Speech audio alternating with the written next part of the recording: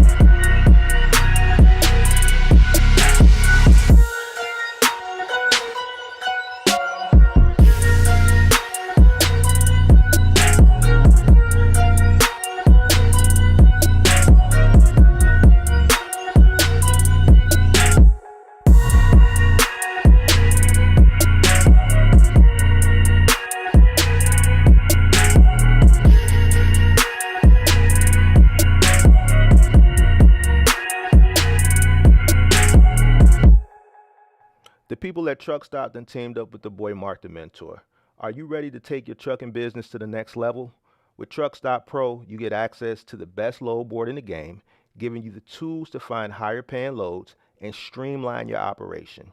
And right now, you can try the Pro plan free for 30 days, a $159 value.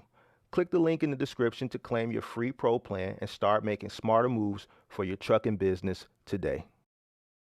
Warning: the following content contains strong language and may not be suitable for children. This content is primarily for adults, as this is a trucking channel and truckers have filthy mouths. Please don't tweak if I say. Viewer discretion is advised.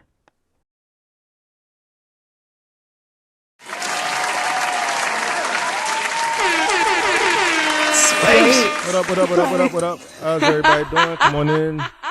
Happy Tuesday. How's everybody doing? Make sure you guys hit that like button, subscribe to the channel, turn on all post notifications.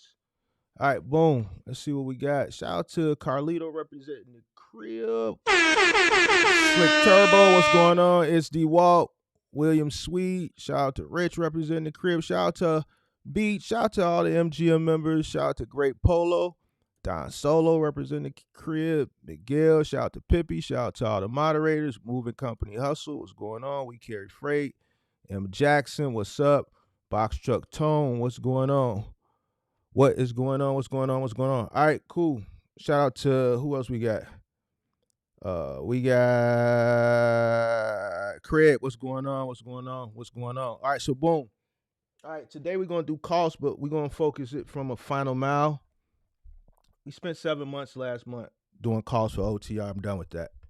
If you want to, I got plenty of content on that. All right. Now we're going to do final mile. I don't think I'm going to have to do this over and over and over and over. I've done it before, but we're going to do it again. And this is going to be your entry level formula. This is an entry level formula. So if you are a single owner operator, this is an entry-level formula for you. It's kind of comparable to cost per mile, but it's tweaked a little bit, and depending on if you are doing something dedicated where your route is the same, or if you're doing something dedicated where your route changes. When I say changes, meaning you're not Monday through Friday. Say if you got a 5 day a week route, you're not hitting the same stops every single day. So if you have a route Monday through Friday where you're doing the same, however many stops it is, but you're going to the same locations, then you can pretty much just do this once. If it changes from day to day, week to week, this is something you want to do more frequently. All right. So without further ado, I'm gonna go ahead and just share my screen. Let me make this bigger, and we just gonna get straight into it because I I didn't even do no monologue. How's everybody doing? I know it's some snow down in Houston. Maybe I should do a little brief monologue. I know it's some snow down in Houston. Hope everybody down there is safe. I know y'all not really built for it. I heard some people complaining earlier today about. I think it's just a little snow, but I know y'all really ain't built for it. No salt trucks, no salt. Uh, my suggestion coming from a market where we get snow way more than that, just drive slow. Or, if you're scared, then you probably shouldn't drive at all because you probably don't know how to drive in the snow. But, be careful either way. Currently here is about -19. All right, it's about a -19. I think that right now the high is like -3 with the wind chill. It's -19, -20. When I was in the car earlier, it was like -19, something like that. So it is what it is. Yesterday was inauguration day. I didn't stream yesterday. It was Martin Luther King observance. It was inauguration day. Really didn't feel like streaming. Just wanted to, watch everything that was going on, jumping in and out, just keeping staying abreast of what's going on out here in the world. I saw, some of the things that were signed yesterday.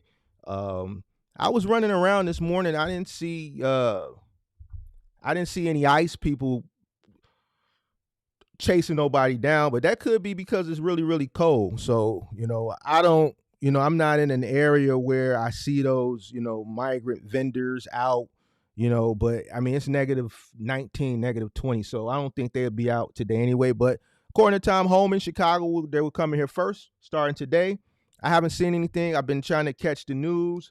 The news is going to areas where the migrants kind of frequent, like Little Village and so on and so forth. They're spread out all through the city, but there's areas, predominantly in Hispanic communities, where they, have, made their, little, food vendor carts and things like that.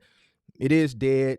There was no school today, so they couldn't go into the public school system and snatch their kids out of school because today, I don't think there was any school today for whatever reason. I think it was a teacher institute day where they're, getting report cards ready for report card day. So there was no school, so they couldn't target the schools, which I believe was part of the game plan, going and getting the kids, and then obviously the parents are gonna have to come claim the kids, so on and so forth. But no, still kind of waiting to see how that takes place. Saw that certain parts of the southern border were closed.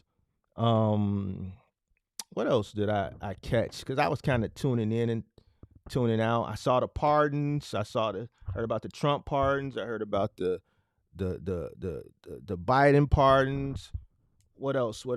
I heard the Martin Luther King "I Have a Dream" speech. That was something to watch there.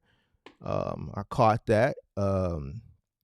Yeah. So yeah. Yesterday was cool. Come on in. Make sure you guys hit the like button, subscribe to the channel, turn on post notifications. Don Solo said, yes, 200 extra ICE officers are here. Yeah, they're here. I just think they're having a hard time today because it's so cold that, ain't nobody really.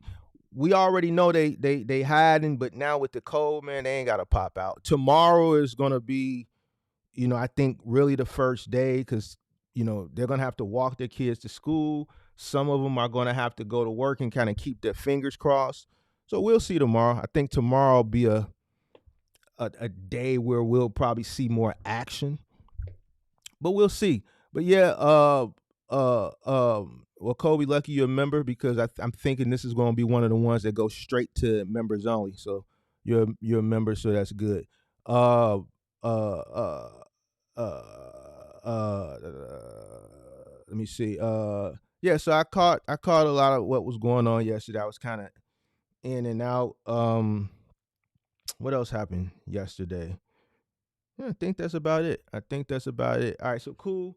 So so still, prayers to everybody that's in LA with those fires, to everybody that's down south that's not used to the snow. I say, if you're not used to something, don't attempt it. You know what I'm saying? Just stay in the house if you're not used to driving it in it, you know. Um Other than that, all right, let's get straight to it. All right, so today I want to, focus more on the final mile perspective. Make sure you hit the like button, subscribe to the channel, turn on post notifications. Question a lot of people ask me trying to price, when the negotiation when you're dealing with a 3PL, you got to kind of know what it's costing you to run your final mile business. And there is a formula. I'm going to give you an easy formula. It's an entry level formula, and I think this will help all those guys that come to me and ask me for this. All right, so let's do this. Let me get the stylus. So what we're gonna do a cost per load. All right, I'm gonna switch it up to cost per stop. All right, we're gonna call it cost per stop. All right, and this is for all you final mile guys. Cost per stop.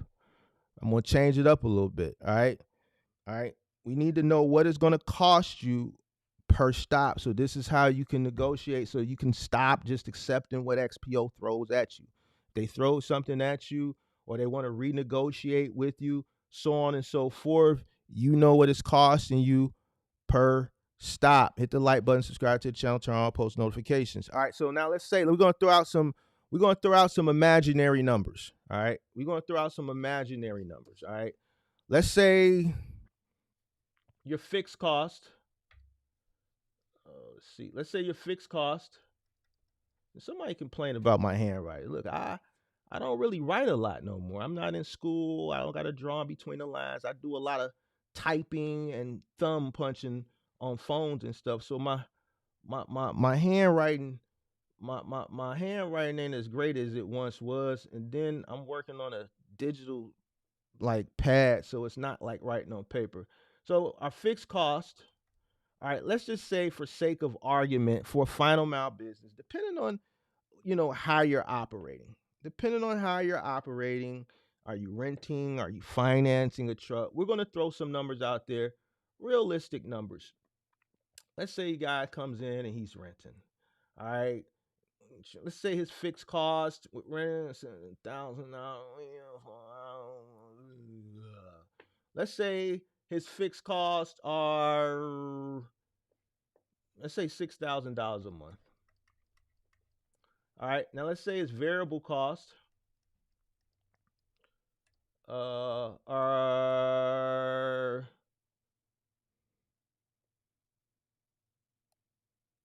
let's say $2,000 a month. All right. So altogether, we're at about $8 a month. This is just for laughs and giggles. I'm just giving you the formula. These numbers are not realistic. All right. So let me give you a disclaimer. I'm just making numbers. You need to remember the formula. The numbers we're just making up. All right. So boom. All right. So boom. Let's say your fixed costs are $6,000 a month. Matter of fact, I want to change this. Let's make the fixed cost $5,000 a month. All right. So all in, you're at $7,000. Now let's do this. Your cost per stop. Cost per stop. All right, so this is the formula. What you want to do is you want to take this 5,000, right? We want to break this down by week. So what we're going to do is we're going to divide this 5,000.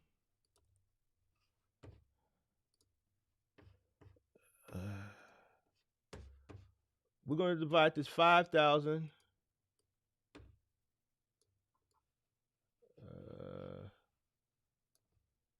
Give me a second. I want to make sure I got a calculator for you guys.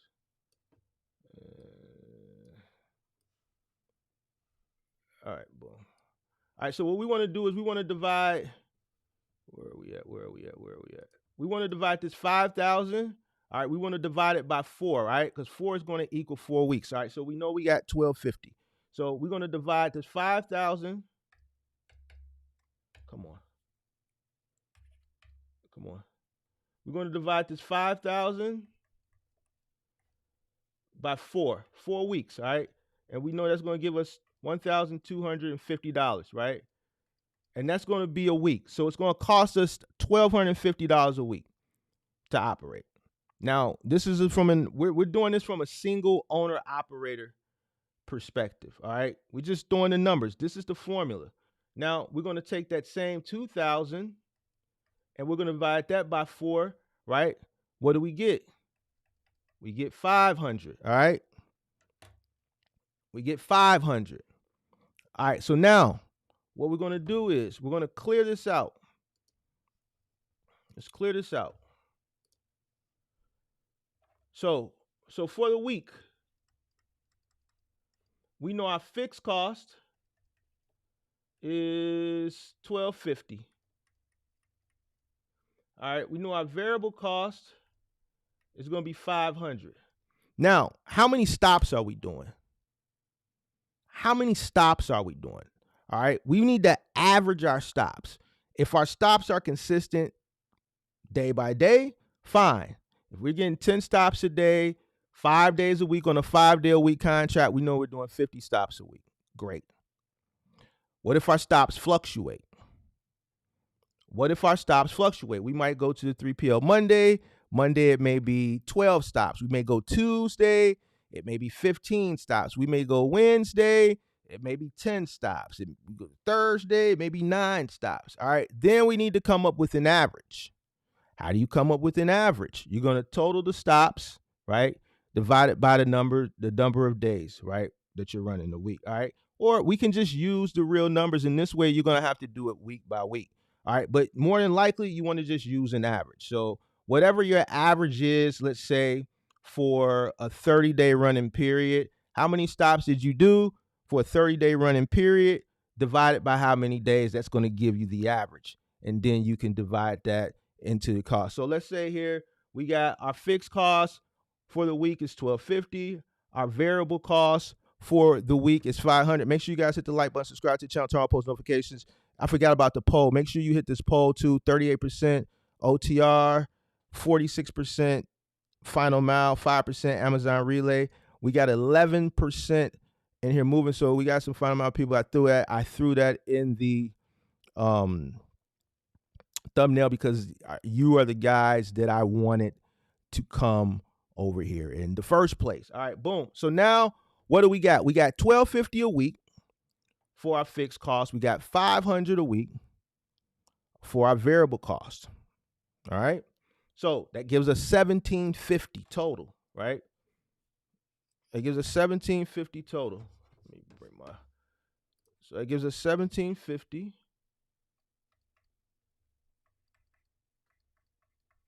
total. Now, how many stops are we doing for the week?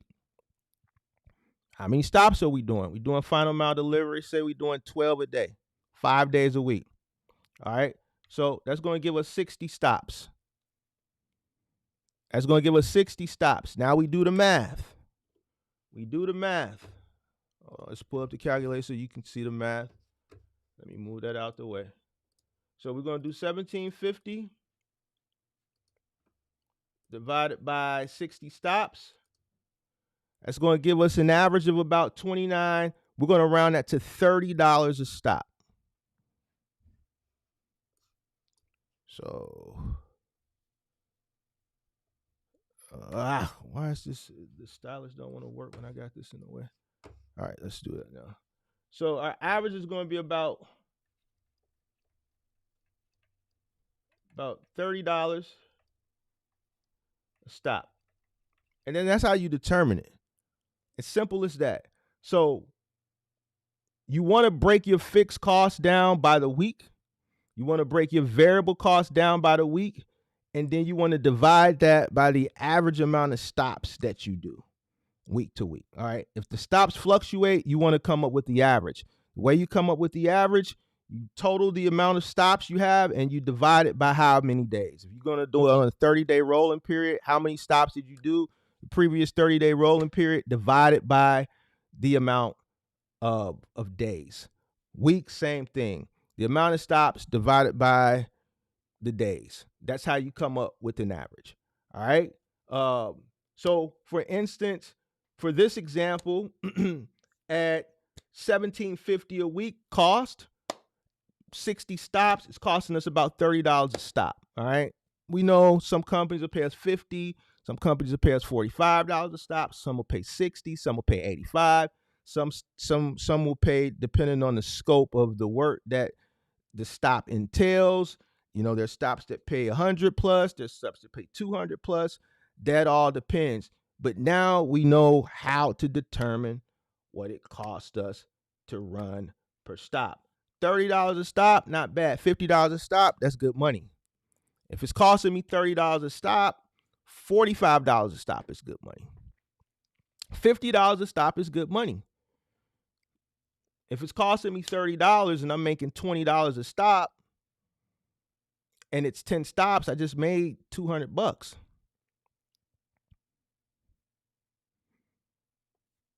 It's great money. I look at things from a volume perspective. Even if I was a single owner operator at $200 a day profit, that's still $1,000 a week. That's $4,000 a month. That's great money. And to be honest, that's a little bit what you should expect probably doing final mile. Obviously, you're going to probably take a little bit less if you got two people on the truck. And that all depends on the account that you're running too. That all depends on the account that you're running and how your business is set up. Why, Mark? Why? One, we know that your labor is going to cost a lot. Where you're saving on the fuel in comparison to an OTR guy, you're making up for the labor. Why? Because we know, well, I know, and the people that follow me know, that listen to me. Shout out to J. Cole. I saw you in here. J. Cole, I did one video. I broke everything down that you need to know for Final Mile. I gave you the whole blueprint in one video. I broke the cost down, how you should pay, everything. I did what Amazon does for their DSPs for Final Mile. This guy's at 7 trucks already, like a year and a half, probably going on about a year and a half now. Just following that blueprint. He followed step by step. He says he goes back every month and looks at it. So I've already done it for you. What you're paying handsomely on, that you're safe. So where you're alleviating costs for fuel in comparison to where the OTR guys are spending that money on, you're paying it in labor. So we know that you need to pay a person exceptionally well doing Final Mile because of the work that's involved with it. So when I say you should be making about $100, $150, $200, $225 a day, that's why, because you're paying, a lot of your money is going to labor. You're saving on fuel, but a lot of your money is going to labor. So if I'm making $30, if it's costing me $30 a stop to do a Final Mile and I'm getting $50 a stop, that $20 is great. That's $200 a day net. That's great money.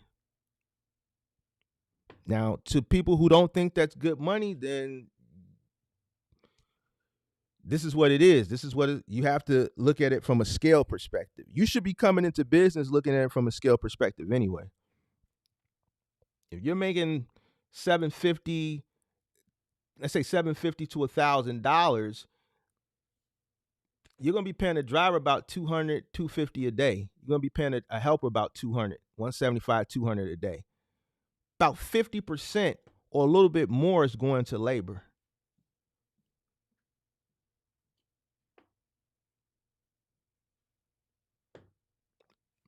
So that's how you come up with it. So we're going to do it one more time for the people that came in late. Whatever your cost is for the week, let's say cost for a week. And this is going to be a combination of your fixed cost and your variable cost. All right. So for example, One more time. If it's $17.50 for the week, which is your cost, and let's say you do an average of 12 stops a day, so let's say an average of 60 stops a week, you're going to divide that. All right, so if we divide 60 into 17.50, we know it's going to come out to $29 and some change. We're just going to round that up to $30 a stop. And that's how you determine it. Easy peasy, lemon squeezy. All right, it's simple, and that's just really all it is. If I just talk more about it, it's just going to confuse people. That's it. That's your entry level. Now, this is something that you should do quite often, especially if your stops fluctuate, if they change. If you got a dedicated route where you're doing 10 stops a day, and every single day you're going to the same 10 stops every single day, then you only got to do it once. Why? Because your route is the same. You might want to tweak it a little bit because fuel prices kind of fluctuate, but you don't have to do it as often as a person who's doing 12 stops today, 10 stops tomorrow, 15 stops the next day, 9 stops the next day, and then they're kind of going in different places. Their radius may be the same, but it may change a little bit. But they probably got the same radius, so that person will probably do it a little bit more frequently. But it's just your cost divided by the average amount of stops, and that's going to give you your cost per stop. And then that way you can determine, when you look at your rate sheet, based on what your 3PL is paying you or what they're offering you. Let's say you get something that's a curbside stop, and they only want to pay you $33 for it, or $30. That's where you want to decide, well, this is going to cover my costs. I'm going to lose, or I'm going to make $3 on this stop.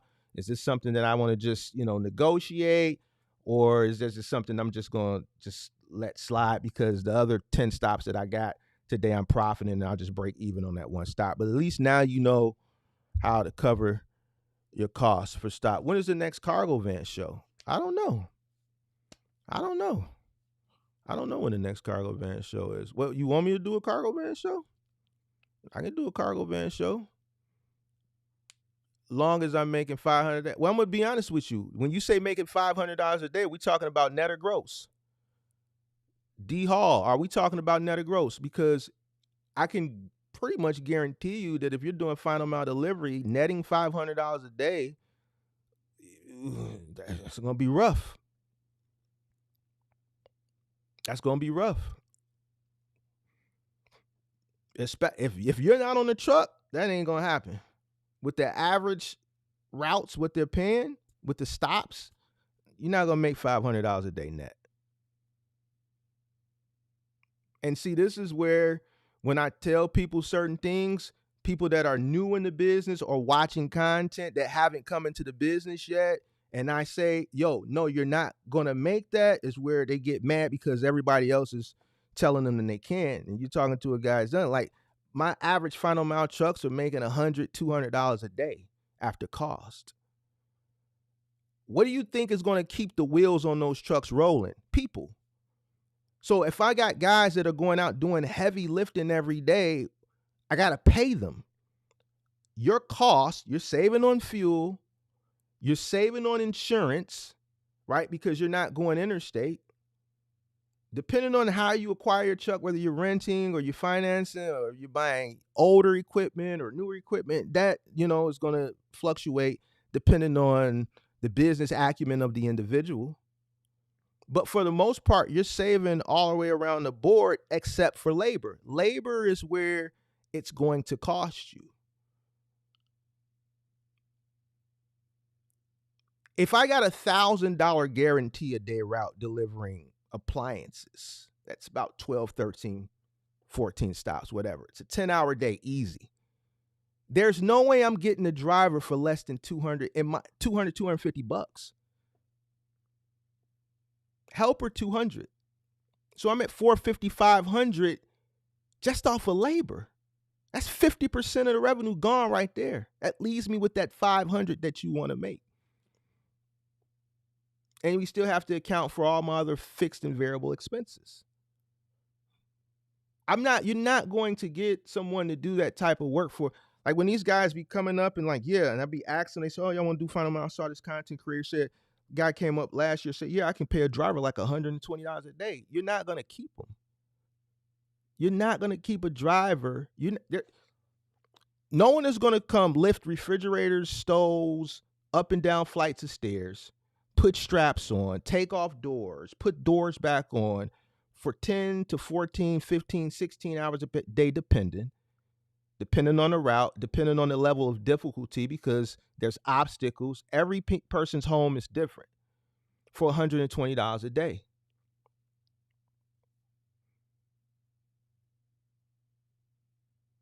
If you take a Bob's route and they're paying you $650, which is what they're offering, $650, you put two guys on the truck. Let's say you pay them this bare minimum. Let's say $150. That's $300 right there. So where are you gonna make $500 at?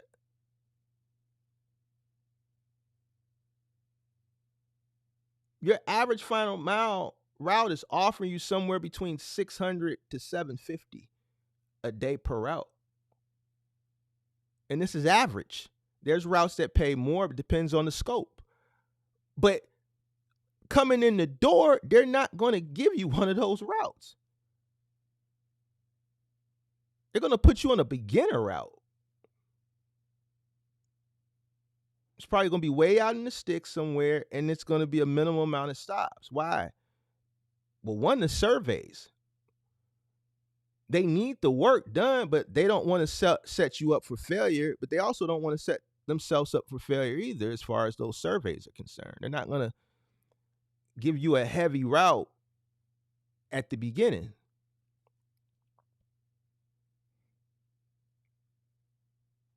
Those heavy routes, the people that can do those heavy routes and can get them done, I've seen some Migos in one of the 3PLs we were at. They would put 3 guys on their truck because they would get heavy routes. They were one of the top tier crews at one of these 3PLs we were at back in the day. And they would be done with all their stops by 2:00 every day. They got the heaviest, toughest routes. But they put 3 guys on there to alleviate the time, to cut down on some of the time. But they were making money because they got the heaviest, most complex routes with the complex scopes. So to cut down on that time, the person who was running those routes, he just added a 3rd guy to each truck. Make less money, save on time. Routes are making more anyway. You're not going to make $500 a day.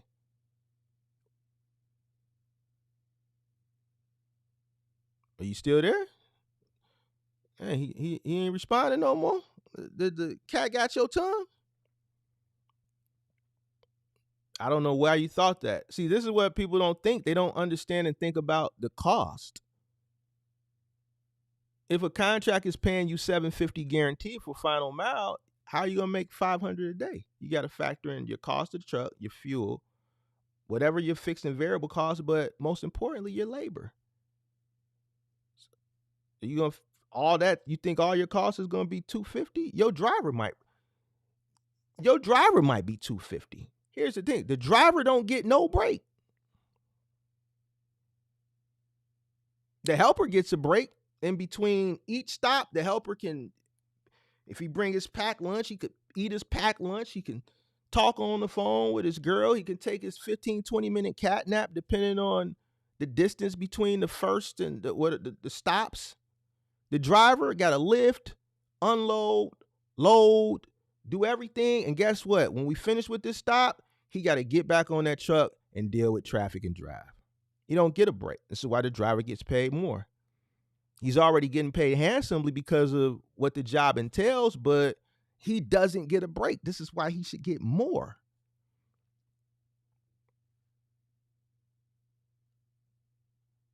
Is J. Cole still in here?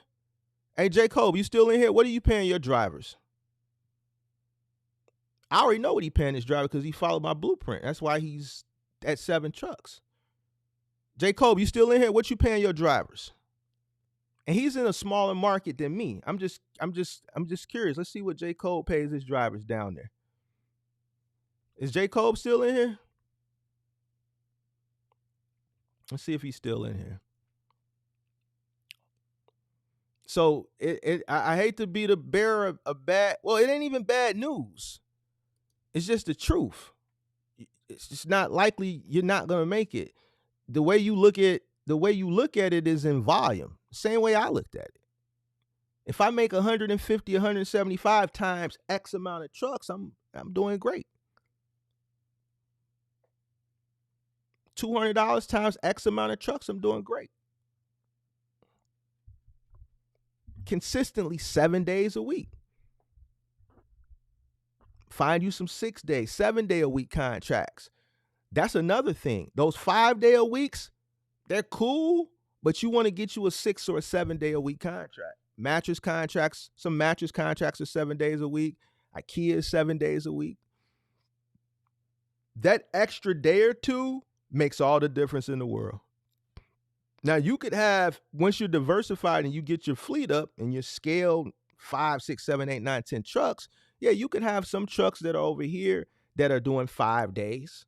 And then maybe you can diversify them on something else during the weekend, or they can stay part because you might got another 3 or 4 trucks that are doing an IKEA 7 days, or that are doing a mattress firm that's 7 days, or that's doing let's say a Lowe's that may be 6 days. I recommend people go for those 6 and 7 day contracts. Makes all the difference in the world. But I guess he's not in here no more. The cat got his tongue. Like, yeah, I don't know why people be thinking like this is business. Like, there's costs associated with running a business. The way you make $500 a day is by scaling. One truck, final mile. There's not an account that's going to pay you a big gross amount that after your cost is going to net you this type of money. They're averaging on the low end 600 now, guarantee a route, to about 750. That's the average. Yes, there's routes that pay more based on scope, based on market, but coming through the door, you're not going to get a 14, 15 stop route and 10 of the 11 of those stops are installs. Just not going to do it.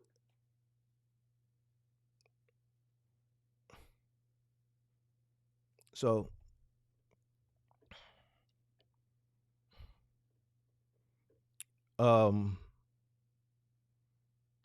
let's see. All right, I'll put together a cargo van show.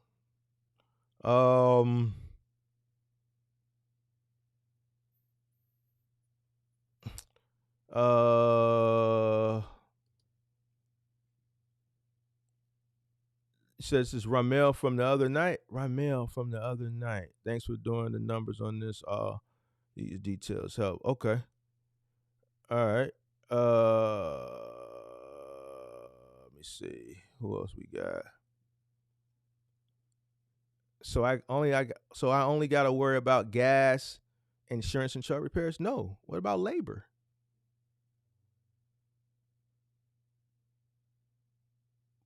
What about labor? What about the cost of the vehicle? Even if you're buying your truck outright, you still have to recoup it.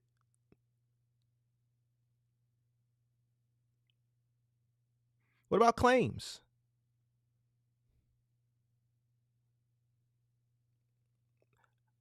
Gas, why would I worry about, like, I get what you're saying, but the biggest thing that ever, when I would be sitting in my office every day, if there was one thing that I prayed about every morning, was hope don't nobody break nothing.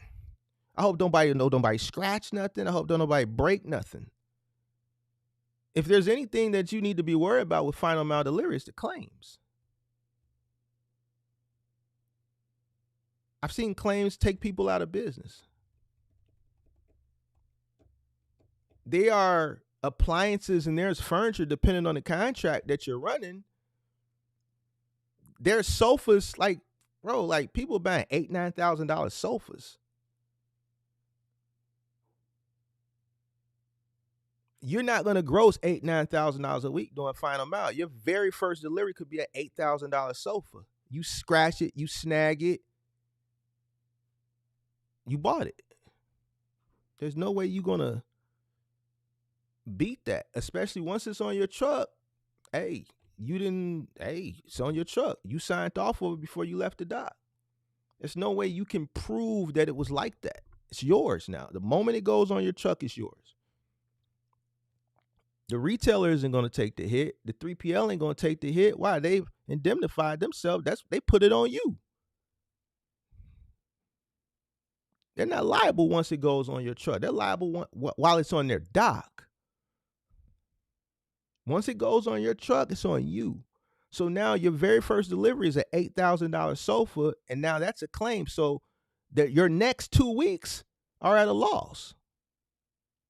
For your number one delivery Monday morning just cost you $8,000. Now you running for the next 2 weeks at a loss. You average about 4 to 5, let's say 4,000, 5,000, let's say $4,000 a week gross. So if it's anything you got to worry about is claims.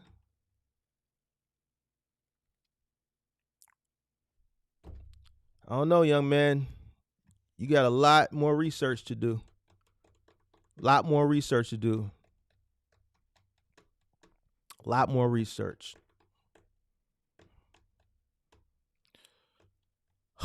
What percentage of gross should you put aside for claims a month? See, that's hard to, you can't really place a number. I say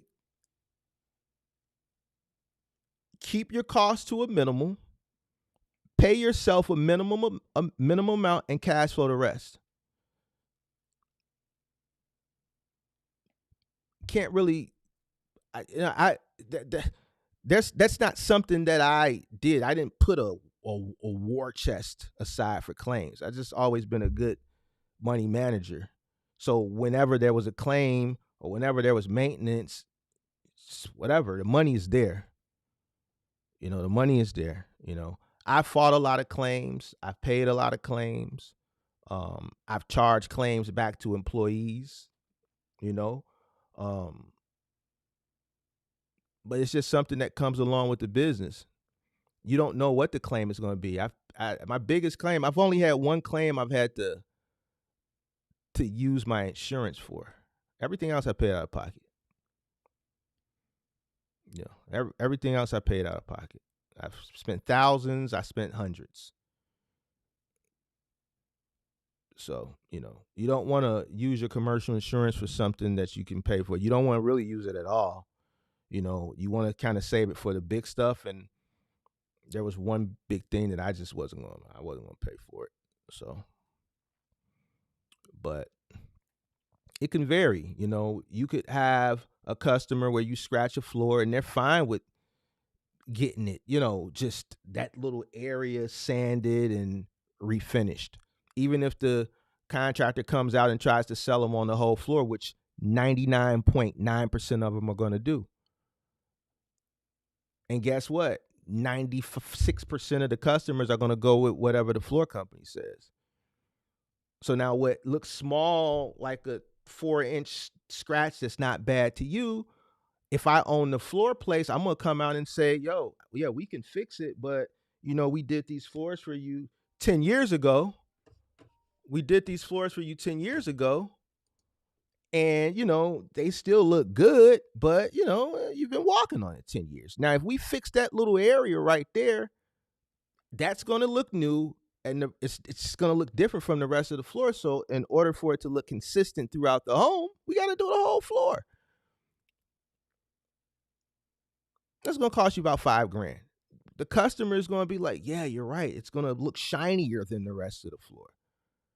So now you got a $5,000 claim on you for a 3-inch scratch because you didn't put no masonite down, or you didn't put a blanket down, or you weren't cautious, or you it could be something as simple as when you took the refrigerator off the truck, you set it on the concrete for a split second, and there was a small little pebble, small little piece of concrete pebble that got in the wheel It wedged in the wheel because where you set it down, all that weight, it just happened, that little pebble, the sharpest part of that little rock just happened to be facing up. And it's just crazy how you set that small little narrow wheel right on it. You put them straps on, you squat, you carried it in the crib, you set it down, and you thought you was just finna push it, but that little piece of pebble was in there, and that little push, every time that wheel turned, that little pebble scratched that floor.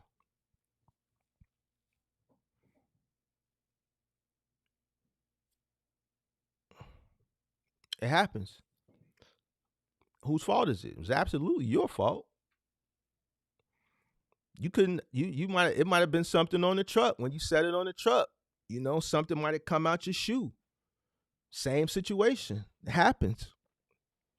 At the end of the day, 3PL ain't gonna pay for it, retail ain't gonna pay for it. It's gonna roll downhill. You can fight it, you can dispute it, but 9 times out of 10, you're not gonna win. That's just the way it works, you know. We release the liability to you once it comes from our distributor or manufacturer. Once the middleman carrier picks it up, it's on you guys. Once it gets to your warehouse, it's on you guys. Once you put it on the truck, it's on you. The liability just gets passed along as it goes through the logistics process. And each person that takes it off the other person's hands is the new person who becomes liable for it.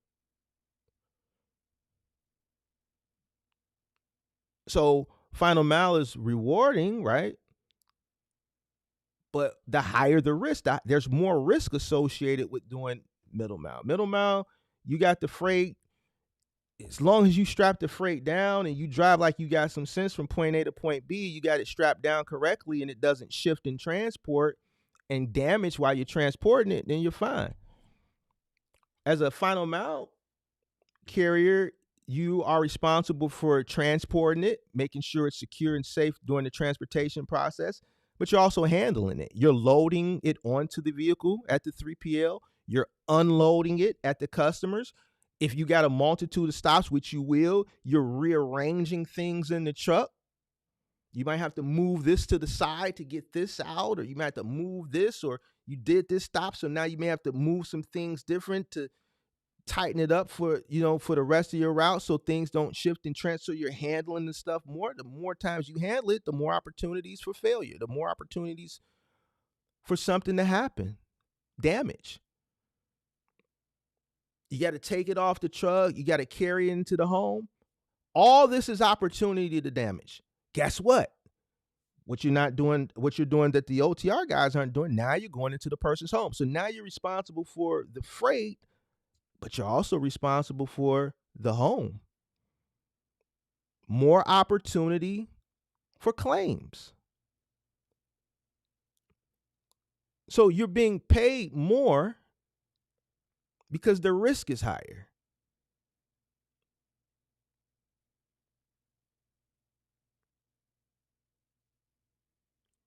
There's people in here right now that I know that have had claims in 5-figure claims.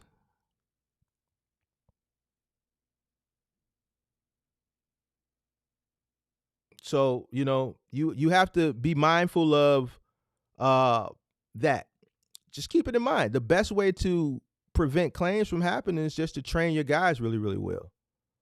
Train them on the equipment, train them how to carry things, get out there. Just like someone said, the best way to make money in final mile, especially as an owner operator and you're new, you got to be on the truck. If you're not on the truck, you're going to make that 100, 152, maybe $200, if that.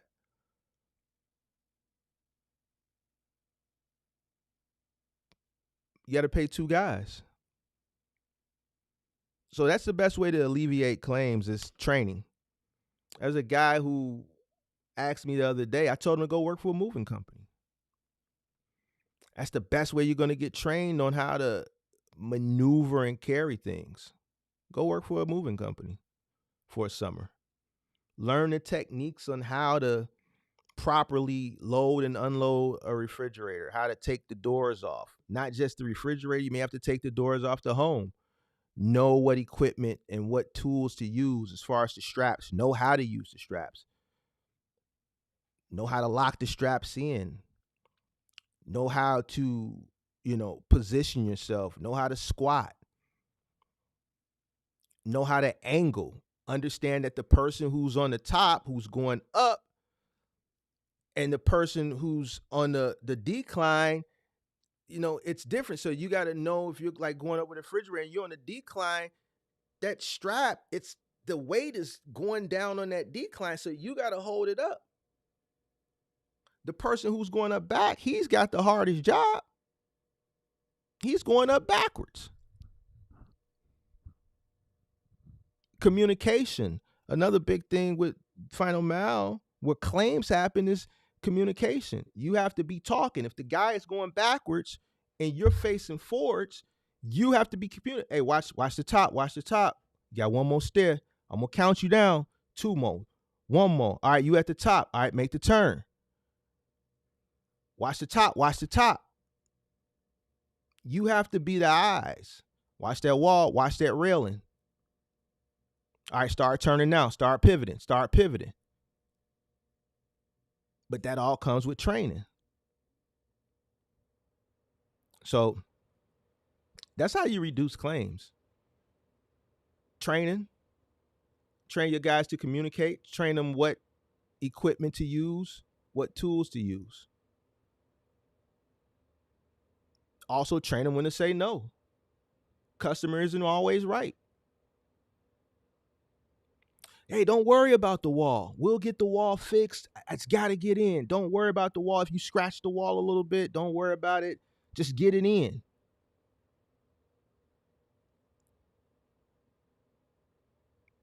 And I tell people this all the time, and people always tell me, man, Mark, I just want to help the customer. No, follow your first mind. You're the professional. Why do you think I know this? Because once upon a time, back in the day, I felt that same way. The customers really just don't worry about the wall. Just get it in. And guess what? I did what the customer wanted. Not worried about the wall, because I knew it wasn't going to make it. I knew we would have to rub the wall a little bit. And guess what? We did.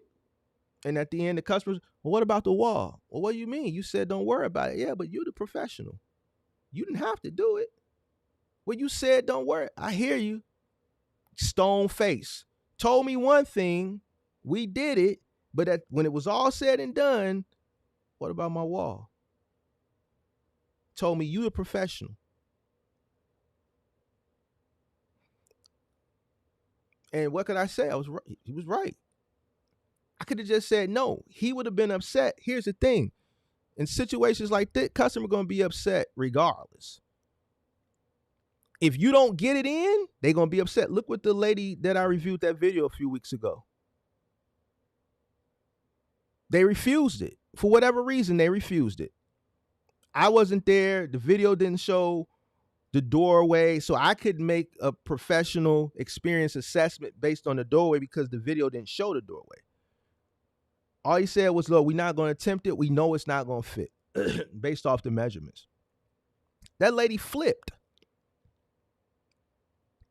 So even if you refuse it, they're going to be mad. If you make the attempt and damage something, they're going to be mad. So you have to make a well-informed decision. The customer going to be mad regardless. All right, so which mad is not going to cost me anything? If I know it's not going to fit, I'm not going to make the attempt. I may not get paid for the stop, which I'm okay with. If I'm getting $50 a stop and I don't make the attempt and they don't pay me because I don't think it's going to fit, versus me making the attempt for a $4,000 refrigerator, and now I scratch the refrigerator, I'm using my critical thinking skills. Where do I want to take the loss? $50 loss or potential $4,000 loss? And guess what? I may do some damage to the doorway. So now I may have a $4,000 loss on the item, plus whatever the cost is for the property, which can vary depending on whatever it is gets damaged. The stop is $50. All right, you know what? I don't think it's going to fit. Once I weighed my options here, this option is going to cost me way more if something goes wrong And I think it is versus me just not making the attempt and the 3PL not paying me this $50 for the stock. You know what? I'm just not going to get paid this $50 for the stock. Customer going to be mad either way. Customer is not always right. I don't follow that. This ain't the restaurant industry. This ain't, this ain't the hospitality industry. This is logistics. And not only is this logistics, this is a sector of logistics that is claim ridden. Liability drip, like this liability is through the roof. There's too many ways to catch a claim, property and the actual physical goods. So you also have to train your guys when to say no.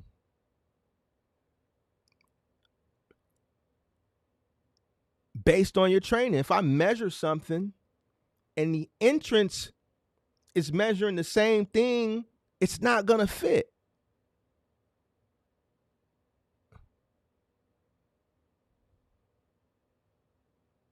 Are there times where, there's been plenty of times where my company has gotten called out where another company was there and they couldn't figure something out. They might have been novice, and we've come out and we've made it happen. They wanted a second opinion.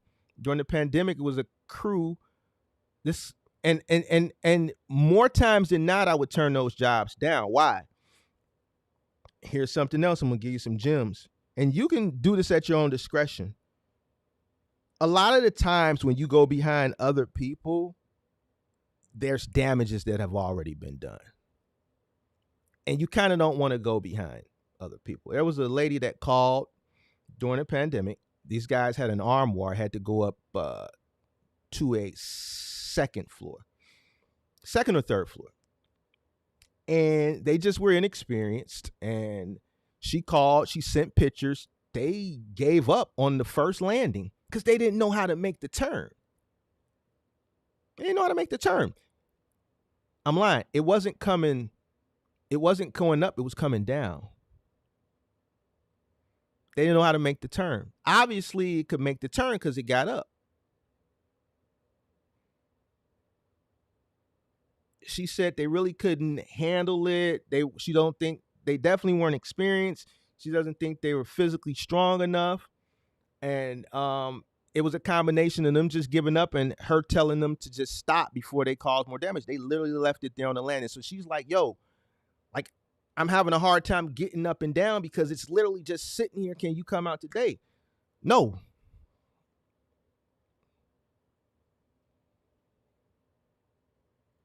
Well, what did you pay? Listen, to come out behind somebody this short notice, I don't even want to tell you what it's going to cost you. But more than I don't want to do it. I don't want to come behind someone because based off the pictures, I look at all the damage that that's already been done. And I'm not going to send myself or send a crew in there when there's damage to the wall and there's damage to this. I said, ma'am, it's not even wrapped. This is a beautiful wood armoire. This armoire looks like it's probably 30, 40 years old. It's beautiful. Well, it was beautiful. Solid wood. It's heavy. No.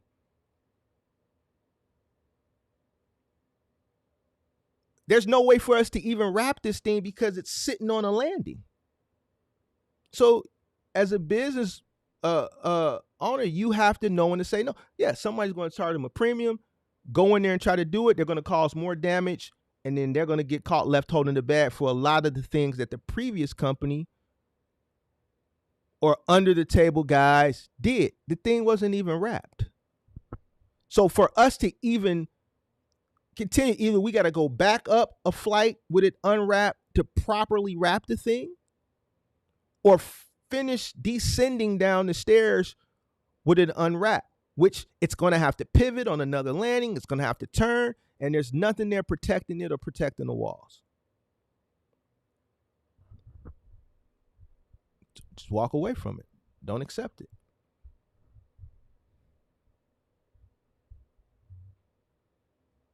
So, claims is it's a part part of it. But the way you beat it is training. Who's going to train you? Like the guy asked me the other day, you got to train yourself. How do you get training? You need to go work for somebody. I don't think Final Mile is something you should just do if you've never done it before, because if you don't know how to maneuver a certain type of couch that has a flared back and flared arms, your first attempt at it, you're going to do some damage. If you don't know how to move a 28 cubic foot French door refrigerator in a traditional 2-flat Chicago 2-flat, you're not going to know what to do. If you don't know how to get a washer and dryer into a bungalow, into a basement of a bungalow, you're going to cause some damage. You need to be trained. You need to have somebody walking you through it. What do you use? Do we use straps? Do we just muscle it? Should we put it on a 4-wheeler and I can tie a strap, a hump strap to one end of the 4-wheeler, and then I can wrap that around my wrist, put that on my shoulder, and go with the other person that's in the background. It's different beginner techniques, and then there's more intermediate techniques, and then you have advanced techniques. There's certain things on an advanced level that I can do that I wouldn't train a novice to do. I'm not going to train them.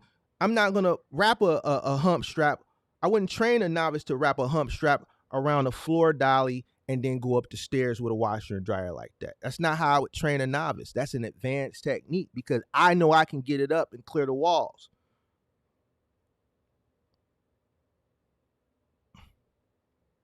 I know how to cut those corners as a person who's been doing this for over a decade and save time. That's not something I would train a novice or a rookie to do. So the best way to learn is to go work for a company. That's part of the due diligence. Or just get a truck, get out there and go move furniture. And then the very first day you get an armoire, you're doing something like Ashley Furniture. And then your very first stop, you get this huge armoire. You get to the stop, you look at this house, customers say, oh God, I'm so excited. Tell my armoire's here. Where is it going? Yeah, it's going into the bedroom upstairs.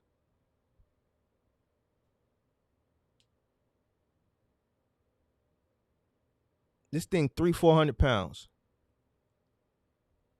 About 6 feet tall.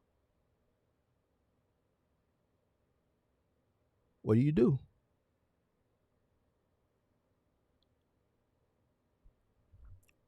You need training. You need training.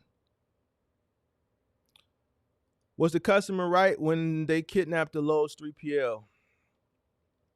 No. Here's what I would have did. First of all, I don't know. I think they were in Georgia. That truck was running. It was open. Here, I've always trained to, when you're on a job, even if it's in a house in the suburbs, close and lock the doors. She wouldn't have had access to the truck. So when we went out the back door, she wouldn't have been sitting on the truck because the door would have been locked. The truck was still running. If you could listen, the truck was running, I believe, but the door was open. I think it was open and it was running. Door would have been locked.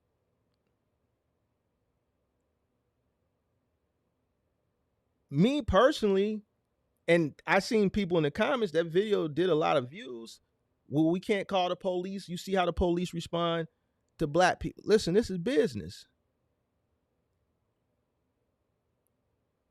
He might have had his thumper in there. I've always kept my thumper on me.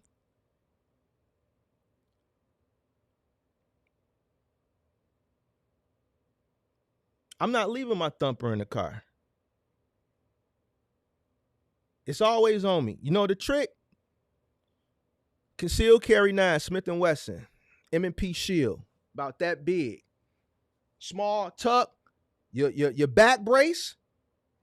Put your back brace on. So now your inner holster, boom, your back brace goes around it. It's covered. Then your shirt covering over it. So even if my shirt lift up on a high reach or I gotta lift something up, my back brace is still concealing it. I'm not carrying a 40 or anything like that. Now, I don't know if he was legal for what was in that bag, but I'm just assuming if my lunch was in that bag, I'm not finna fight this lady on the ground for my bologna sandwich. So me just being a street savvy guy, there's only one thing that I would fight for that was in that bag without, waiting on the police to come. And that was that thumper. In that case, yeah, I think he should have did what he did. I think it got a little bit too aggressive because I look at things from both sides of the equation. If I was the police and pulled up him and her buddy, Larry, that would, as a police officer looking at it from the other side, that would look kind of fishy to me. So I would hop out the car, putting my gloves on already. Hey man, what the hell is going on? You see a man, which is her homie, which she said it wasn't her homie, so that just leads me to believe she's a woman. A lot of women are kind of scary, so when they have delivery people come over, service providers, they like to call a male friend, a brother, a cousin, or a male friend. Hey, I'm having a washer and dryer delivered, or Sears is coming out to repair my furnace or whatever. Can you just be here? I don't feel comfortable being in the house alone with some service guy or some delivery team. I get it. That was his purpose based on her response in the video. But if the police would have came and when they pulled up, that still would have looked fishy as a police. I don't know that dude is, with her, and clearly he's the delivery guy. I see the truck. I see he has a back brace on, but her sandwich in the middle of two guys fighting, it looks fishy. So as a cop, I'm getting out the car, I'm putting my gloves on.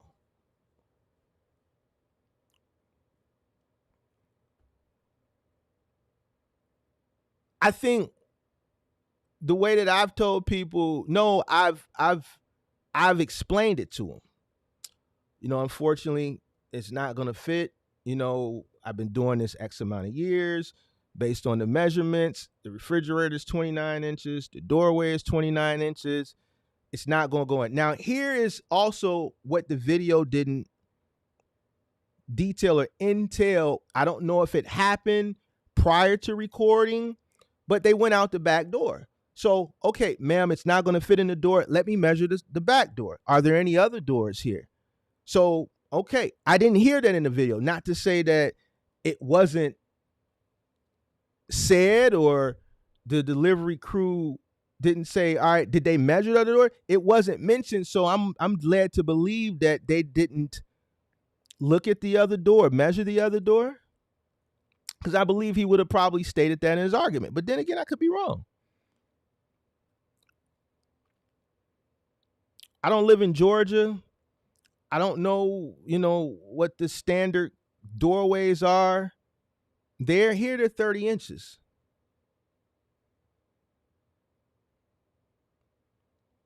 So, from my perspective being here, 29 inches, and from what I saw, they didn't attempt to take the doors off. I don't know. I didn't even see him measure it. So I don't even know if he actually measured it the correct way. So there's a lot of missing parts in that video that, it's hard to determine if he was in the wrong or in the right from the delivery provider, perspective is actually attempting to make the delivery, because the video didn't showcase all of that. Regardless whether he was right or wrong, it shouldn't have escalated. I think it could have been de-escalated. Yeah, she was tripping. I would have handled it a different way. I'm not going to be rolling on the ground wrestling with no lady.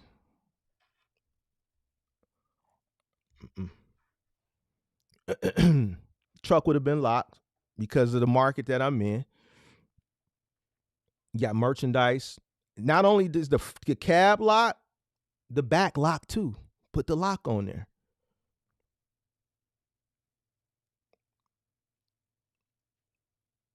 But there's no way I'm rolling on around for no bag with no lady. Lady, you can have my lunch. I'm gonna call the police, right? Because they got a job to do. They're running for a 3PL.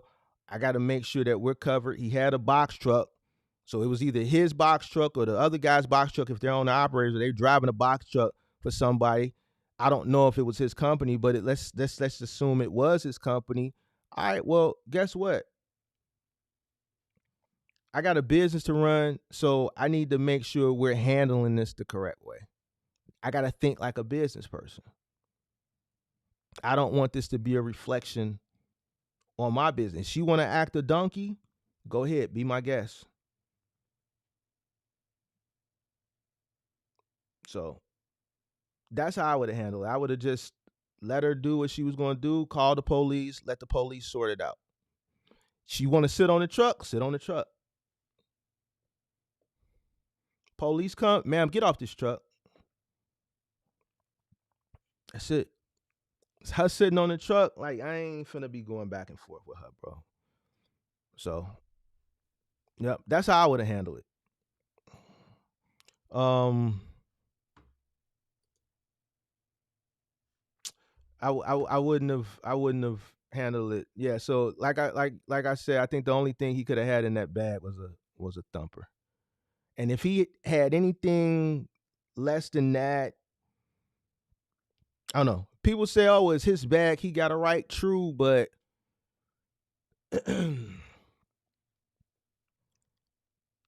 there's some variables, there that she's a woman. Granted, she's kind of loony. Granted, but that just look crazy. It just look crazy. So you gotta think. Okay, I'm a business. This looks crazy. Call the police. Let the police come. We're not obligated to deliver her refrigerator. We haven't committed no crime. Now it's getting into you know different types of assaults and batteries and kidnapping or whatever the word is. If it's not kidnapping, it's something else. Like whatever. Let the police handle it. Yeah, it's not the street. I get it. It was his bag, but the only way I'm snatching that bag is if my thumper in there. That's it. My lunch, uh, some clothes, a change of shirts. Normally, when guys would bring book bags, they would have like a change of clothes, right? A lot of the guys would have book bags because you're going out, you're doing this labor work, especially in the summertime. You sweat your t-shirts out, you sweat your uniform shirt out. You might sweat it out on the first few deliveries, or you might sweat it out on the first move. So what happens is they'll have 2 or 3 shirts. They'll take one off. They'll hang it on the back of the truck. It's 90 degrees outside, so it'll dry right up. They put on a fresh, dry shirt, and then, they'll recycle those shirts. Normally, that's what guys would keep in their bag up until about the year 2017, 2018. Then I could assume there was that and other things in that bag, so. Most insurance companies only, right. So most insurance companies only allow one claim before they drop you. So the one time I did have to use my insurance, it was for an awning, a dock awning. It was $55,000, and they dropped us. That was the one and done, and that was with Grange. That was with Grange. It was one and done. And that was it. Got backed into the dock. The awning was low. He just assumed that since there was a dock and he's in a truck, the dock was clear. And that's not the case. There's docks here that they'll take no trucks. Like I can take you to a dock right now where they have a loading dock and there's signs that say no trucks. Why? Because the clearance is low. That building was built back in the early 1910s, 1920s, where trucks just weren't the size they are today. The structural integrity, the structure of the building is not designed for a truck that's 13 feet. I think that dock is like 11. They don't want no trucks, only cars. So when that place gets deliveries, the trucks have to unload from the street. And there's a dock literally right there. So a person who's not paying attention, um, and just pulls up to make a delivery and they see a dock, they're back in. That's what happened in this situation. Back right in. The whole thing came down. 55,000. And yeah, that was our one and done. That was the only time I've had to file a claim. And yeah. Don't like the idea of calling the police. Yeah, calling the police nowadays can be, depending on the situation where you're at, you know, in the country, it can kind of be scary. But if I'm a guy with a big white truck in uniform with straps hanging all off of me, and there's this irate customer, I'm gonna tell you a police story. 2020 was during the pandemic because I was out in the field. I think it was 2020, first year of the pandemic. I was on the north side. We were doing a move. And if you're from Chicago, okay, boom, you got the street, you got the alley, right? We're on the north side. I don't remember what street, but we had to load from the alley. Either we had to load from the alley or there was just no parking in the front, right? There was just nowhere to park, so we did it in the alley. Either way, we were in the alley, right? So obviously we're blocking the next door neighbor's garage, and then we're blocking the adjacent garage from the customer that we were moving out, the garage that was parallel on the other side of the alley as well. Now, certain neighborhoods, people are very affluent. They feel like they own the world. And there was a customer. She wasn't a customer, it was a lady. Came out an older Caucasian lady. Older, when I say older, maybe in her 70s, maybe 80s. And she lived 2 houses behind where our truck was at. So we weren't blocking her or anything. And when she came out and emptied her trash, I was on the truck loading. You can't park there. I said, well, we're moving someone out. I don't care. You can't park. You can't block the alley. I said, well, where do you suggest we park? We can't park on the street. There's no parking on the street, and we can't block the traffic. This is the service alley. It's an alley. Well, I don't care. I'm calling the police. After some back and forth, she said she was calling the police. She called it. I knew she was going to call it. Older white lady calls the police. I'm in Chicago. Eventually, the police come. It wasn't right away. We're doing a move, so we had just started. So about 45 minutes later, the police come strolling up. What seems to be the problem? They're blocking the alley. So he's like, well, ma'am, they're moving. Well, they can't block the alley. And he asks her the same thing. Well, what do you want them to do, ma'am? The guys are working. After some back and forth and them police saying it was a waste of time, I didn't have to say anything. They didn't even ask me. They told her to have a nice day. She was fussing. They got in their car. They couldn't go past me because I'm blocking the alley. They reversed all the way back out the alley. They came. They saw that I'm in uniform. It's a truck. We're loading. It's a summer day, 90-something degrees. I'm sweating. I'm working.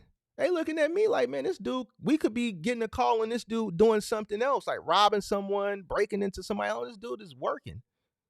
It's company truck, he's working. And you're complaining that he's blocking the alley, and they probably got calls of shootings and robberies and other shit. I didn't have to talk. They didn't even ask me nothing. So I think in certain situations, regardless of what's going on out here in the world, which I'm aware of it, obviously, I think certain things are just what's known don't really need to be explained. And I knew, because that wasn't my first rodeo with someone calling the police. for us blocking the alley. It's happened like 2 or 3 other times. That was going to be the same result because the other 2 times that it happened, it played out the exact same way. One thing I asked that lady was, I said, well, ma'am, if you had to move or whenever you moved in, I'm pretty sure you did the same thing.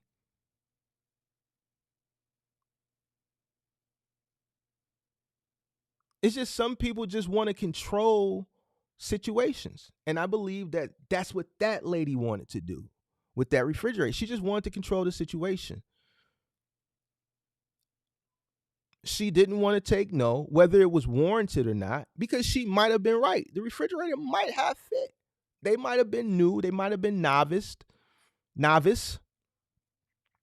but she handled it wrong. They handled it wrong as well.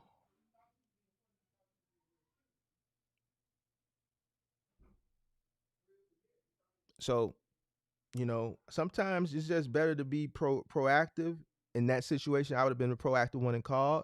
And then if the police is called, if you're working and you haven't done anything wrong, let them come. And that's that. I'm not tripping on the police. I ain't did nothing wrong.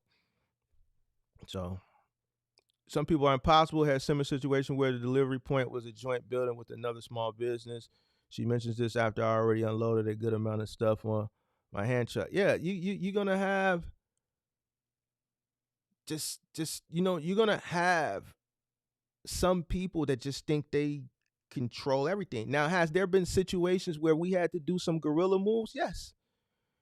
But the times when we've done guerrilla moves, like there was no, like there's been times where a crew is called in, oh, there's nowhere to park, and I said, screw it, block the traffic, get it off the truck, just block it. It's been times I've done it. Yes, people are gonna blow, people are gonna honk, but if there's no alley, there's nowhere to park, and it's a one-way street, I've blocked it. Am I the only one to do it? No, I've seen a moving company here. If the street was going this way, one way this way, they took the whole truck and blocked it and said, F it. New city moving. I swear to God. Gorilla. There's been times where we've had to park on the corner and back up up onto the sidewalk because there was nowhere to park. So we had to park like literally on the corner and cat a corner of the truck and back up.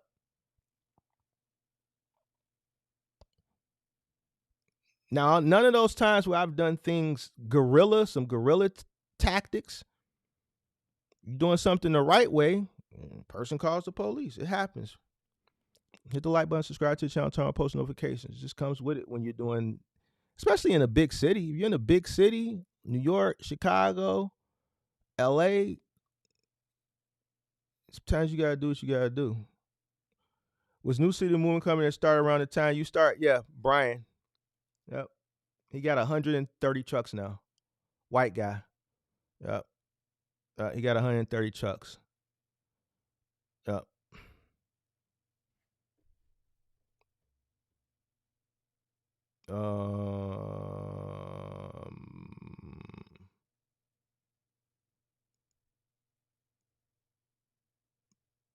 Literally want to ask people like her, do you talk to UPS this way? I think those guys got. I think there was XPO. I don't remember. I think they got let go. You said GA is 32 inches. Yeah. So these guys were saying 29. So like I said, the video, there was a lot left out of the video. That So I don't know if they even measured the door right. Just the video just really didn't show. The video just really didn't show that much. It picked up where the lady was telling them to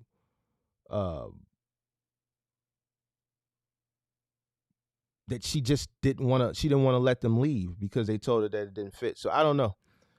The video didn't show them measuring it. I don't know if they measured it right. There's just a lot of details that were left out of the video. So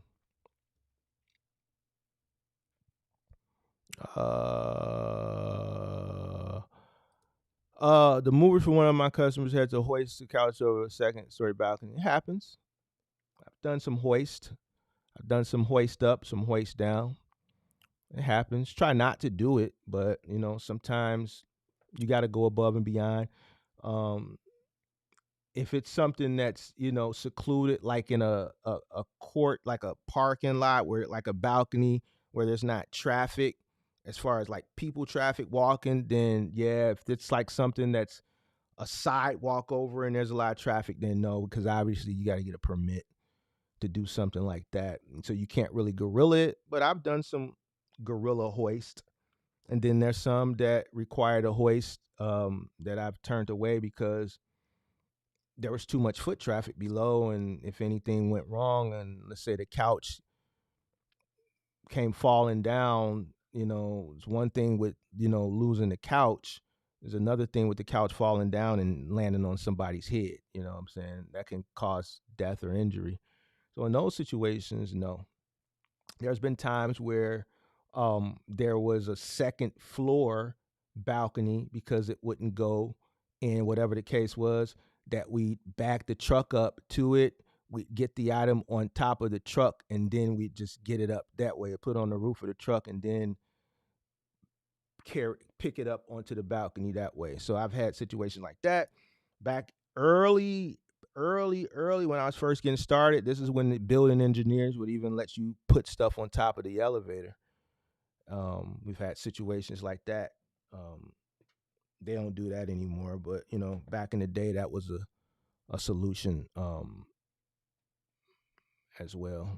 Times have changed now, so yep, the building engineer would come, drop the elevator, open the doors, drop the elevator. You can put the item on top, and then he'd just manually take the elevator up slow to whatever floor. Once it got to that floor, instead of bringing it all the way up to door level, stop it manually. When the doors open, stop it before it comes up, like right there. You can pull it off on that floor. Had those. I've had some jobs like that. Um, yeah, but yeah. Yep. All right. I think I'm going to retire here. Let me see if I got everything. What do I think the average weekly gross pay for mattress contract? It all depends on the 3PL. But those mattresses pay pretty good. Mattresses pay pretty good. It all depends on the 3PL. You should be making somewhere $3, $4, $5,000 a week gross. Maybe more depending on your market. I know with mattress, is it Mattress Firm? I think that's a 7-day a week contract. Probably more with them because it's 7 days. So yeah, I think, is it Mattress Firm? I think Mattress Firm is 7 days. I think Top Hat has that. I know they had it. Top Hat has all the pretty much mattress contracts. So Top Hat is a 3PL that originated out of Chicago, but they're kind of national now. Uh, but like as far as all the mattress contracts, Top Hat pretty much has them all for the most part. Yeah, but yeah, you catch a 7-day a week contract, you can get up there. Sleep Number does 550 in New Jersey, so we did Sleep Number. So I would do Sleep Number every year when they did their sale. They would do their sale like towards the end of the summer, like around August, September. And this is with a company called Installs, which was acquired by NAL, which was acquired by CRST. So when we were doing it, but we were getting it was since we were doing it, it was a contract, like a temporary thing to help with the demand when they did that yearly sale. I could negotiate what we were getting. It paid good, but like every time we would get it, the guys that I would put on it would complain. They just hated building those beds. You got to build the frame, you got to build the air, you got to connect the hoses. Obviously, um, you know, the more they did it, the better they got at it. Um, but like just I never found anybody year to year um that just really enjoyed doing it. Um, Here, most of those beds were out in the boondocks, right? Because they're kind of costly, so they went to more affluent suburbs. People that were living in the city and neighboring suburbs really didn't buy those beds. Those beds were all going out to the rich suburbs, and that was another thing. Paid exceptionally well, just tedious work. So, yeah, they come with hella bells and whistles, like you said. Like nobody really liked to do them, so it is what it is. Um, Lou said, realistically, to make it work with one truck, you need to be on a truck. Yeah, if you want to really make final mile work with your first truck, you absolutely positively have to be on the truck. You take it how you want. Um, but yeah, you got to be on the truck. One, you need to be on the truck so that you can learn the business. Hopefully, you went out and you've done what you needed to do to train yourself on how to carry and maneuver this stuff. Two, you need to be out there so you can, like how I'm able to communicate just different scenarios to you. You need to go out there and experience different scenarios so that when scenarios occur, you might have had that same scenario. You might have had a similar scenario. That way you can coach your crews that are out in the field through it. Um, because every job is different. You'll do 10 stops, let's say, a day, and every single stop is different. You could be delivering the same item to 10 different people, but everyone's home is different. Everyone has a different type of home. It's furnished a different way. There's different obstacles that you may have to go through. So even though you're delivering, let's say, the same thing, it's going to be an adventure for each customer. Delivering a stackable washer and dryer to a high rise is going to be different from delivering it to a ranch home. It's going to be different from delivering it to a bungalow. It's going to be different delivering it to a bi-level. It's going to be different delivering it to a Georgian. All these styles of homes are different. A ranch, I may be able to, it may be flat, but, or I could go through, there may be a patio door. A bungalow, I know I got to go up 8 stairs. I got to go through a foyer. I got to go through the door, up a few steps, go through a doorway. I'm going to be in a foyer. I got to make another turn, go through the living, so might have to go up the back steps. That's steps. I got to go through a back porch. A Georgian, 2 or 3 steps up, but it may be a little narrow. If I'm delivering a washer and dryer, going down those steps for a bungalow, I know it's going to be a tight turn. You're not going to know all this stuff until you've experienced all these different places, these different style homes, these different style settings, to be able to even, educate and problem solve when this happens with your crew. Hey, boss, there's nowhere to park the truck. Where you at? You tell me where you at. You know what? Police ain't really tripping over that. Forget it. Gorilla it. Block the traffic. Just get it off. Block the traffic. Get it off. Get it on the sidewalk. Get it to the front door. You ain't got to take it in. You stay with the truck. Once y'all get it off, get back in the truck, go find a park, and then walk back over. So, yeah, just block the traffic for that 5 minutes. Yeah, they're going to blow. They're going to honk. What they going to do? Do they got a button like the Batmobile where they can hit a button and flop over you? They're going to be mad. They're going to honk, but we got to get it off. Just get it off, block the traffic, and set it by the stairs or the front doorway. You stay with it, then you go park the truck. Oh, boss, it won't go up the freight elevator. It's an old building. The freight elevator ain't tall enough to get this couch up. It's one of them new long couches. All right, well, ask the customer, are they willing to pay for us to go up the stairs? What are 40th floor? All right, this is how much it's going to cost. We're going to do the first 3 flights for free. Each flight after that is going to be an additional $15. We've had customers pay it. We've had customers say send it back to the store. It is what it is. So, what about the docks right off the main streets? What about them?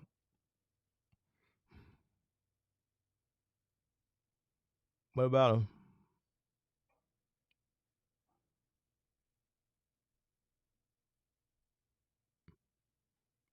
What about docks off the main streets?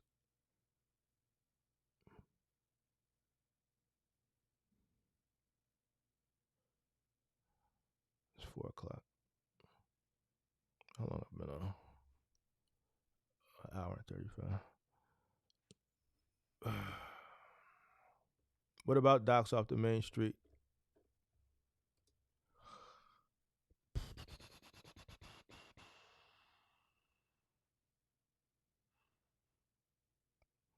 I'll give you 30 seconds to let me know to ask that question in detail.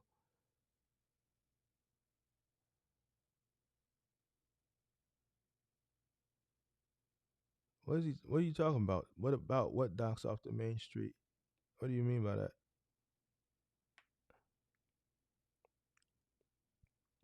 If you start junk removal company, would you still get a license for household goods? No. No. You don't need a household goods license for junk removal.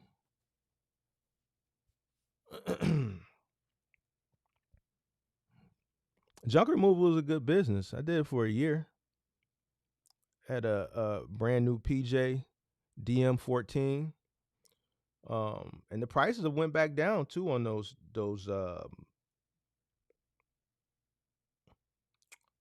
dump trailers. They went up obviously during the pandemic. We got ours before the inflation hit, November of 2020. It was $9,999, and it was a PJ DM14, which is the 14 foot one with the 4 foot walls, high walls, and full bells and whistles. Came with the cargo net. Came with everything. Good business model, especially in this market. Good business model. Um, yeah, great business model. Great money. Great money. Yeah. Dirty work, but good money. Way less overhead than any of these niches with box trucks. Way less overhead. Insurance for that thing, a brand new. We had a brand new 2021. The insurance full coverage was like $100 and some for the year. Yep, for the year. It's just a trailer, dump trailer. Yep.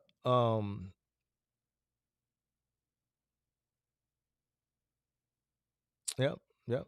Customer pays for everything. You gotta. It gets tricky when you estimate because you got to be able to look at it, estimate what it's going to cost you to dump it in tons. So your big companies, they charge you per how much square feet or how much feet you use in the dump. So most of the big companies, when you look at them like 1-800 Got Junk, they'll charge you X amount if you fill up a 4 for the truck. They do it in 4. So 4, no, actually they break it down in 8s. So depending on how much you fill up, a fourth, a half, 3/4 full. And then they got those prices up front. I would visually look at it and then and charge you. Um, Obviously, when we were starting off, I wanted to undercut the 1-800 Got Junks and the Junk Kings and just the other small guys that were competing because I was trying to get market share. So I would go out and visually look. We were doing like a lot of demos. I remember one of the first jobs I did was it was a backyard dig out. I completely underestimated it. I not only did I underestimate it, I just probably shouldn't have took that job because it was a lot of dirt, and I should have walked it all the way to the nose, and I didn't. So when I was headed to the dump, appreciate you. Sweet. When I was headed to the dump, the goddamn it trailer just was swinging like a mob, and it was just really really heavy because I think it had rained maybe like a day or so before, and it was just rain. It was just swinging. I got it under control. It's like when I first got on, I just had to slow down, but and it was just a lot of labor. But that was the first job that I ever did. I wanted to go out and see what it was like. From there, I just started taking like clean outs, basement clean outs, garage clean outs, demo uh, clean outs. There was a HOA that called. They had a company that was doing all the gutters, cleaning out all the gutters, and as they were clean, it was putting all the trash and debris in the bags, and then they were tossing them over onto the lawn. So then they called, like, man, can you remove hundreds of bags of debris from this gutter clean out, stuff like that. So I was getting a lot of those jobs on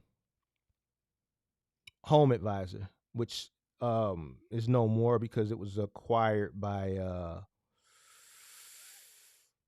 Angie's List. So now it's Angie's Leads, and customer acquisition averaged about $25. Those leads over there were pretty expensive, but I was able to close a lot of them because I just had experience closing leads with the moving business, and it's just less liability and just way lower cost, man. It's just like cost is so like nowhere near um any niche over here. Dirtier work. But I would have the crews load up the trailer, and then I would just take the trailer to the dump. I didn't have to have nobody go to the dump with me or nothing like that because I just get out, hit the button, and that was it. So I was saving money there too. Great business model though. Great business model.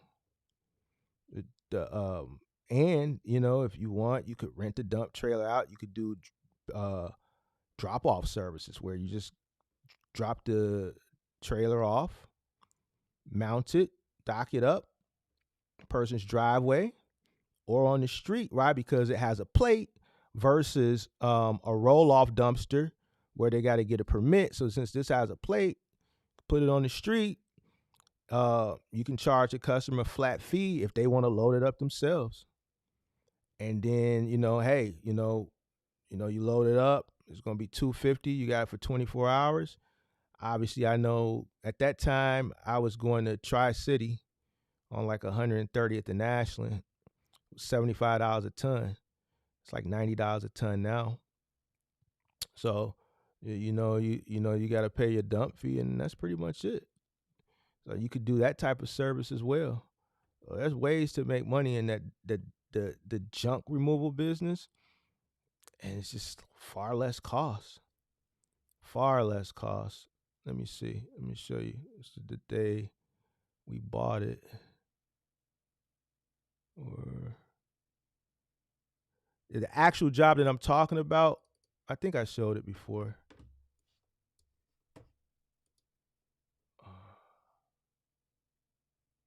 I think I showed it before. All right, yeah, I did show it before. Well, I'll show it again. So the first job I ever did, this is the trailer. Um, so paid 10 grand for this brand new.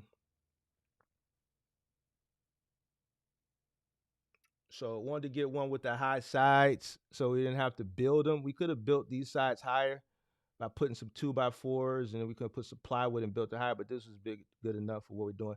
This is the first job I did. I took this job. I completely underbid it. It took me, I don't know, man. I don't know, maybe 5 hours to pick all this shit up. Um, I used my own personal pickup truck to pull the trailer for this job.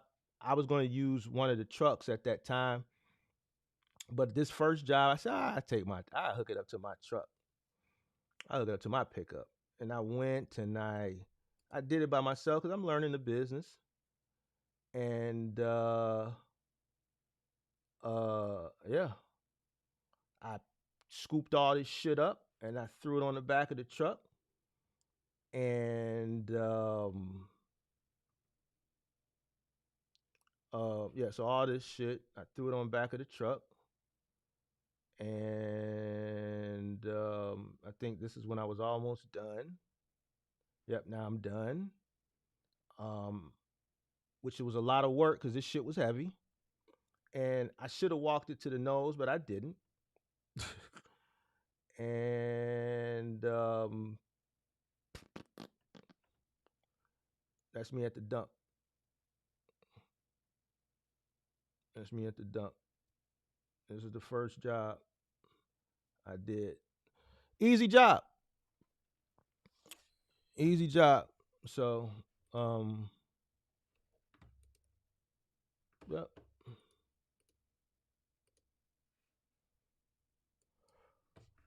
So,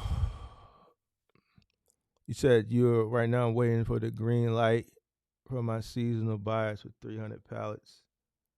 $5 a pop, $1,500, and I won't be driving more miles to supply them. Okay. For those peak during the pandemic to stabilize. Yeah, so that one brand new was 10 grand. Like at the end of 21, that same dump trailer was like $17,000. So it went up like seven grand within a year. But yeah. Yep. So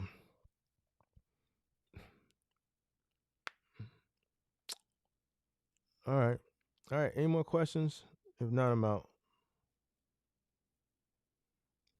Is it illegal to have a video camera on me? Shit. I wouldn't think so. If someone tells you don't record, then I would just stop recording. About 2 months ago, I went out and shot some content because I wanted to get some field content. I did like some roadie for like a month and a half, just intermittently. And I always had a camera strapped on me. People would see it. They wouldn't say nothing. I mean, it's 2025 now. Maybe like 10, 15 years ago, it would seem kind of weird, but man, people just got cameras now. I had one situation where it was an issue, and that was at a Home Depot. Other than that, no.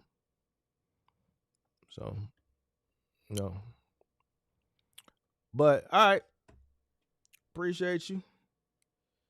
I'm gonna retire. This will probably go on members only. So make sure you watch it. If you came late, if you're not a member, I'll probably throw it on members only before I go to bed. All right, till next time. Peace.